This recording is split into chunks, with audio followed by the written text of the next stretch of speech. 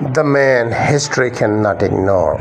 Episode 6. The man who ended racism 1400 years before Martin Luther King.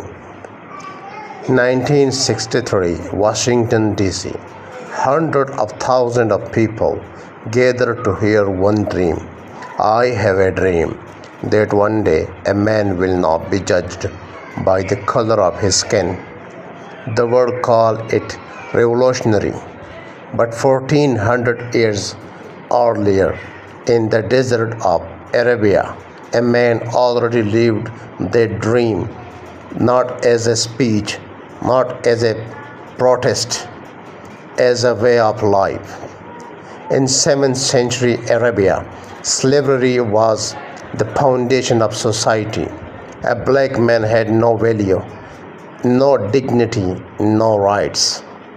He was property. He was bought and sold like an animal. The Arab tribes were proud of their bloodlines, their tribe, their color, their ancestry. Racism was not just normal, it was celebrated.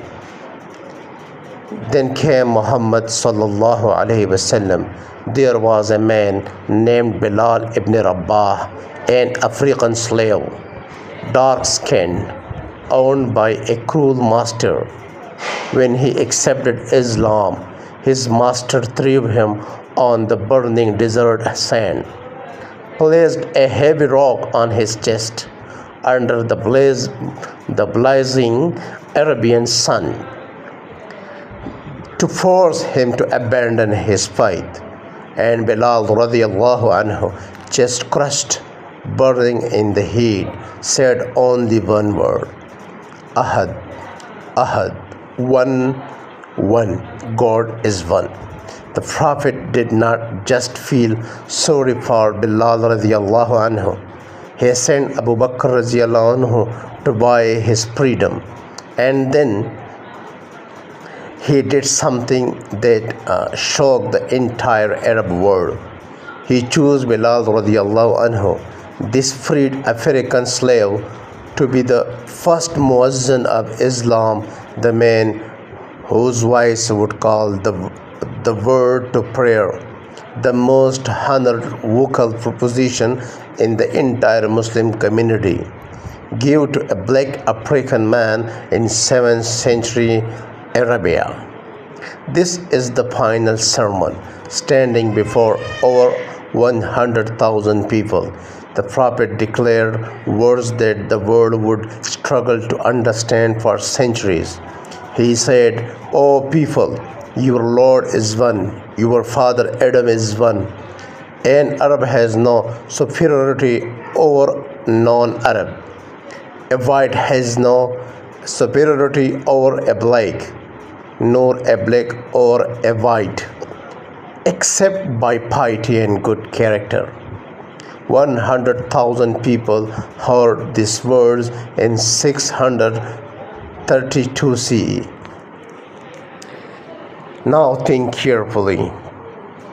This man was an Arab from a noble Arab tribe. In a deeply tribal society, he had everything to gain by keeping Arab superiority. Instead, he dismantled it completely. He placed a freed African slave above Arab nobles in honor and dignity. No man invents a religion for power and then uses that religion to destroy his own racial privilege. This came from truth. This came from God. The American civil rights leader Malcolm X was not born a Muslim. He came from a background, a racial anger and pain. But when he went to Mecca for Hajj, he wrote a letter back to America that changed his entire worldview. He said he saw blonde-haired, blue-eyed men praying shoulder to shoulder with African men as complete equal, and he said, this is nothing. This is something America needs to learn. A man who spent his life fighting racism found its solutions in the teachings of Muhammad sallallahu alaihi wasallam.